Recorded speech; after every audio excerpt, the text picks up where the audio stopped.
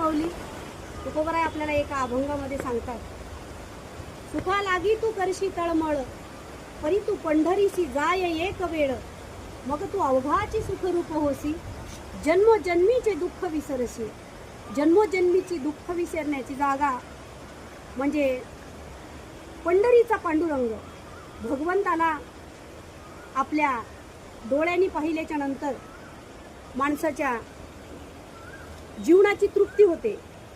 जर जीवनातलं पाप ताप घालवायचं असेल, सुख मिळवायचं असेल, दुःखाची निवृत्ती करायची असेल आणि सुखाची प्राप्ती करून घ्यायची असेल, परी तू पंढरीसी जाय एक वेळ, मग तू अवघाची सुखरूप होसी.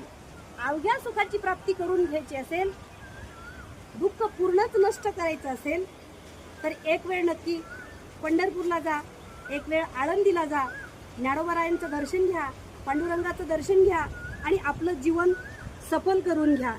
कारण न शरीरम पुन्हा पुन्हा, हे शरीर पुन्हा मिळत नाही. रामकृष्ण हरी माऊली.